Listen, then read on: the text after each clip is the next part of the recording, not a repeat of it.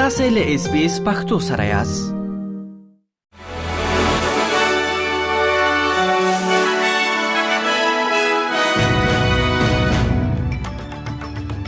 سلامونه ستړي مشي. نن جمعه د 2018 کال د جولای د میاشتې 3 نیټه ده چې د چنګاښت میاشتې ل 14 نیټې سره برابرېږي او تاسو له اس بي اس پختو څخه د نن ورځې لاند خبرونه اورئ. د استرالیا په نیو ساوث ویلز ایالت کې د مرغانو د انفلوئنزا د لومړی شکمنې پیښې راپور ورکړل شوی دی. د شکمن شخص لومړی آزموینې د H5 انفلوئنزا مثبت نتیجه ښودلې ده او اوس له 1500 څخه زیات د څارنې کارکونکو هاوکس نست سیمه څاري په داسې حال کې چې نمونې د تایید لپاره لیږل شوې دي.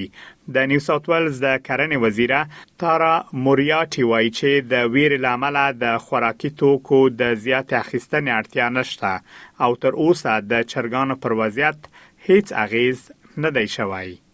د سوریې په پلازمینه دمشق کې په یو غنغونه لرونکي کافه کې د چاودنې لامل لږ تر لږه 9 کسان وژل شوي او 10 نور ټپيان شوي دي. دا د 2015 کال له جون وروسته په دمشق کې تر ټولو خونړۍ چاودنه ده. تر اوسه هیڅ ډلې د دې برید مسؤلیت نه دی منلی. د سوریې دولتي ټلویزیون وایي چې چاودنه د یو ځای پر ځای شوی چاودیدونکو توکي لامل رامنځته شوې ده.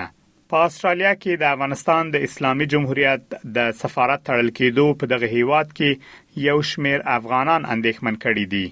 یو شمېر افغانان د سفارت تړل کېدل د کوچني افغانستان د تړل کېدو په معنا بولي، خو ځین نور بیا لدی پریکړې خوښ دي او وایي چې سفارت افغانانو ته ګټور خدماتونه نه وړاندې کول. په استرالیا کې د افغانستان د سفارت پخوانی قونسل عبدالخالق ارسلا ویلي چې د سفارت لر تړل کېدو وروسته پکار د ترڅو یو افتخاري قونسل وټاکل شي. د استرالیا فدرالي پولیس د هغو ادعاو ارزونه کوي چې خي یو استرالیایي وګړي په غزې کې جنگي جرمونه ترسره کړي دي. د ګارډین ورسپانې راپور ورکړی چې د استرالیا د نړیوال عدالت مرکز یو شپېتمخیز راپور AFP ته سپارلی دی. په دغه راپور کې دا شوی چې د 2023 او 24 کلونو ترمنځ د اسرایلو د دفاعي ځواکونو د یوې قطعې لخوا په غزې کې جګړه‌یز جرمونه ترسره شوي او یاد استرالیایي وګړی د همدې قطعې غړی و.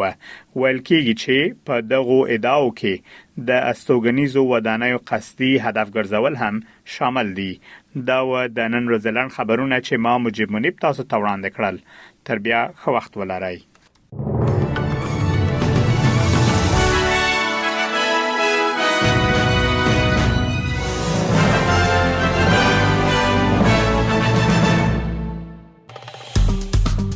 که غواړئ دغه سنوري کیسې هم اورئ نو د خپل پودکاسټ، ګوګل پودکاسټ یا هم د خپل خوښي پر پودکاسټ یو اورئ.